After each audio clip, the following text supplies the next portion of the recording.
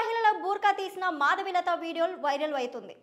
తెలంగాణలో లోక్సభ ఎన్నికల పోలింగ్ కొనసాగుతుంది. మధ్యాహ్నం 1 గంట వరకు 40% పోలింగ్ నమోదైంది. హైదరాబాద్లో బీజేపీ ఎంపీ అభ్యర్థి మాధవిలత మరోసారి వార్తల్లో నిలిచారు. తాజాగా ఆమెపై కేసు నమోదు చేస్తూ జిల్లా ఎన్నికల అధికారులు రోనాల్డ్ రాస్ ఆదేశాల మేరకు ఆమెపై మలక్పేట్ పోలీసులు ఎఫ్ఐఆర్ నమోదు చేశారు. పోలింగ్ కేంద్రాల్లో ముస్లిం మహిళలకు మాధవిలత అవమానించారని ఎన్నికల సంఘానికి ఏఎంఐ ఫిర్యాదు చేసింది. ఈ మేరకు పోలీసులు చర్య తీసుకున్నారు. పాత బస్సులో ఓ పోలింగ్ కేంద్రంలో పరిశీలనకు వెళ్లిన మాధవిలత ఓటర్ ఐడి చెక్ చేస్తూ ముస్లింలను మహిళను బుర్కా తొలగించాలని ఒత్తిడి చేసినట్టుగా ఆరోపణలను ఎదుర్కొంటున్నారు. దీనికి సంబంధించిన వీడియో సోషల్ మీడియాలో వైరల్ కావడంతో ఆమెపై విమర్శలు వస్తున్నాయని, మరోవైపు ఈ వివాదంపై బీజేపీ ఎంపీ అభ్యర్థి మాధవిలత ఎంఎన్ఐ వార్తా సంస్థతో మాట్లాడారు. నేను అభ్యర్థిని చట్ట ప్రకారం ముఖానికి మాస్కులు లేకుండా ఓటర్ ఐడి కార్డులను తనిఖీ చేసే హక్కుతో అభ్యర్థిని ఉంది. నేను పురుషుడిని కాదు, స్త్రీని. కాబట్టే చాలా వినయపూర్వకంగా నేను వారిని అభ్యర్థించాను. ఎవరైనా దీన్ని పెద్ద సమస్య చేయాలనుకుంటే వారు భయపడుతున్నారని అర్థమవుతుందని అన్నారు.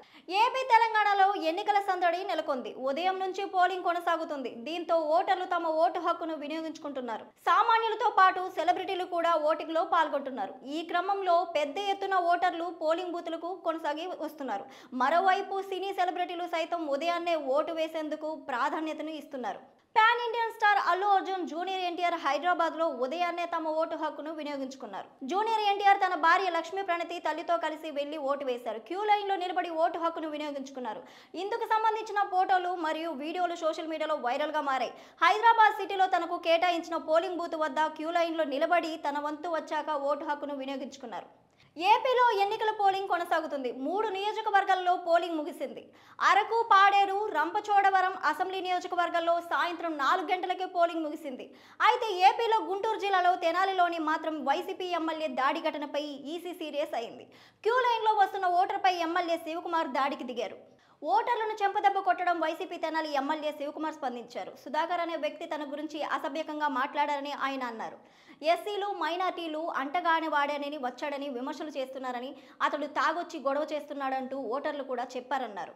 అందుకే కోపం వచ్చి అతన్ని కొట్టానన్నారు. అయితే పోలింగ్ పూర్తయ్యే వరకు ఎమ్మెల్యే శివకుమార్ హౌస్ అరెస్ట్ లో ఉండాలని ఈసీ ఆదేశాలు జారీ చేసింది. తెలుగు రాష్ట్రాల్లో అసెంబ్లీ, లోక్సభ ఎన్నికల పోలింగ్ ప్రశాంతంగా ముగిసింది. ఏపీలో చెదురుముదురు సంఘటనలు జరిగినప్పటికీ పోలింగ్ సజావుగా సాగేలా అధికారులు, పోలీసులు ప్రయత్నించారు.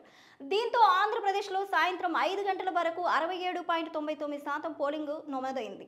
మరోవైపు తెలంగాణలోని మావోయిస్టు ప్రభావిత ప్రాంతాల్లో 4 గంటలకే పోలింగ్ ముగిసింది. అధికారులు గతంలో పోలిస్తే ఈ ఎన్నికల్లో ఓటర్లు తమ ఓటు హక్కును వినియోగించుకునేందుకు బాగానే ఆసక్తి చూపించినట్లుగా తెలుస్తుంది.